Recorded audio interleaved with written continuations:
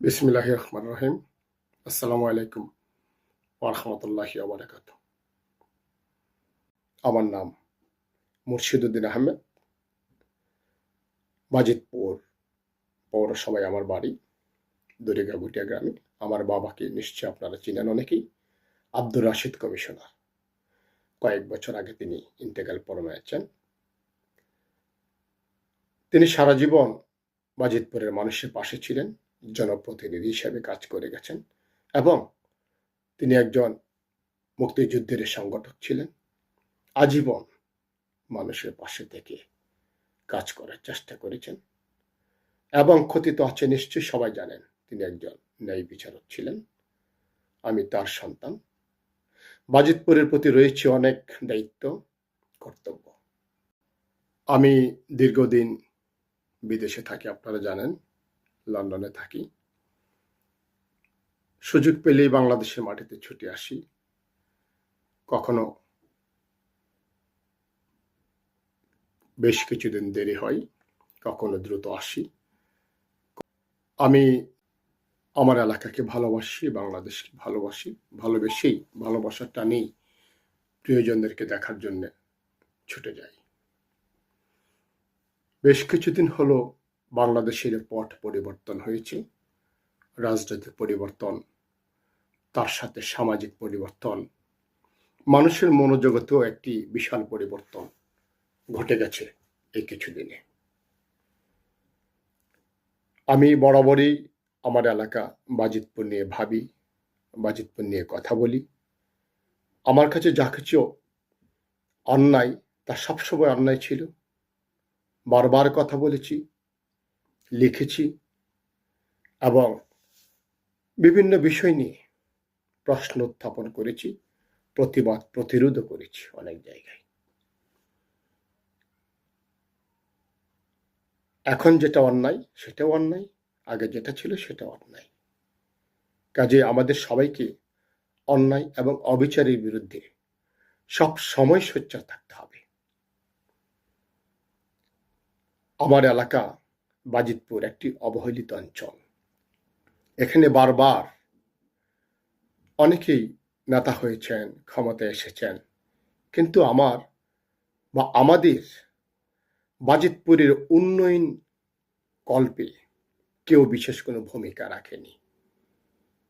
এমনও দেখা গেছে কেউ কেউ আমাদের বাজিতপুরের অংশের যে হিস্সাটুকু সরকারিভাবে আসতো সেটাও কেটে নিয়ে গেছে। আজকে এই পরিবর্তিত পরিস্থিতিতে আমি আপনাদের কাছে আহ্বান জানাবো, আমার বাজিতপুরবাসীর কাছে আহ্বান জানাবো, যে বাজিতপুর ময়মনসিংহ পৌরসভার আগে জন্ম নিয়েছিলেন, আজ সে বাজিতপুর কখনো কখনো দেখা গেছে ছোট ছোট থানার চাইতেও নিচে পড়ে যায়। কেন? বাজিতপুরে কি নেই? আমার বাজিতপুরে জায়গা আছে, আদালত আছে,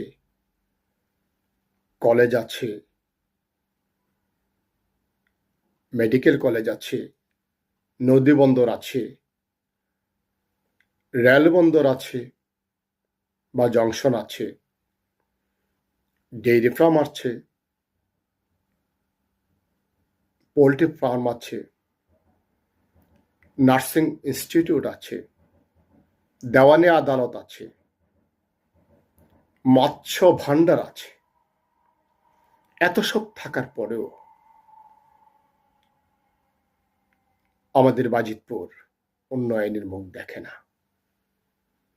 যে যখন এসেছে ক্ষমতায়, তারা তাদের মতো করে বাজিতপুরের মাটিকে ব্যবহার করেছে, বাজিতপুরের মানুষকে ব্যবহার করেছে। এই বাজিতপুর জেলা হওয়ার যোগ্যতা অর্জন করেছিল বহু বছর আগে, কিন্তু আজ অবধি এই বাজিতপুর জেলার মুখ দেখেনি। আমার উদাত্ত আহ্বান থাকবে সবার কাছে, আসুন আমাদের ন্যায্য দাবিটি বাজিতপুরকে জেলা করার পক্ষে দল, মত, ধর্ম, বর্ণ, গোষ্ঠী সবাই মিলে নতুন সরকারের কাছে দাবিটি পৌঁছায় যে আমাদের বাজিতপুরকে জেলা ঘোষণা করতে হবে। কেন ঘোষণা করতে হবে তার যৌক্তিক কারণগুলি আমরা উত্থাপন করব। সে মর্মে আমি মনে করি আমরা সবাই বাজিতপুরি এবং সেই জায়গা থেকে এই কাজটা আমরা করতে চাই এবং সেই মর্মে খুব শীঘ্রই একটি সামাজিক ন্যায়সঙ্গত এবং শান্তিপ্রিয় আন্দোলন গড়ে তুলতে চাই। আপনারা পাশে থাকুন, যার যার জায়গা থেকে কাজ করুন, সহযোগিতা করুন, ইনশাল্লাহ আমরা সফল হব। আপনাদের কাছে আরো একটি অনুরোধ থাকবে, সহাবস্থানের পক্ষে আমি বরাবরই কথা বলেছি, আজও একই কথা বলবো। এই দেশ আমাদের সকলের, এই মাটি আমাদের সকলের। আমরা একে অপরের বন্ধু, কেউ আত্মীয়, কেউ স্বজন, কেউ পাড়া প্রতিবেশী। আমরা যেন একে অন্যের ক্ষতির কারণ না হয়ে যাই। আমরা যেন একে অন্যের বিরুদ্ধে অন্যায়ভাবে কোনো কিছুতে লিপ্ত না হয়ে যাই। কারণ সকালে ঘুম থেকে উঠেই পরস্পরের সাথে দেখা হবে, কখনো চা স্টলে, কখনো সিনেমা হলের মোড়ে, কখনো কলেজ মাঠে, কখনো বটতলায়, কখনো খেলার মাঠে। কাজেই আমাদেরকে দেশে থাকতে হবে, মিলেমিশে থাকতে হবে, অসাম্প্রদায়িকভাবে। আবহমান কাল ধরে যেভাবে আমাদের বাংলাদেশ ছিল, আমাদের পিতা পিতামহরা ছিল, আমরা সেভাবেই থাকতে চাই। আসুন আমরা পরস্পরের বন্ধু হয়ে থাকি, স্বজন হয়ে থাকি। পরিশেষে আমি এই কথাটি বলতে চাই যে আমি একজন পেশাজীবী মানুষ। এই সময় থেকে বাজিতপুরের বিভিন্ন বিষয় নিয়ে, সমস্যাদি নিয়ে, অসঙ্গতি নিয়ে কথা বলতে চাই, আপনাদের মুখোমুখি হতে চাই। আশা করব আপনারা মন্তব্যের মাধ্যমে আমার আইডিটির সাথে থাকবেন, আমার পেজে যুক্ত থাকবেন। বাজিতপুরের সর্বরকম অসঙ্গতি নিয়ে আমাকে মন্তব্য করবেন।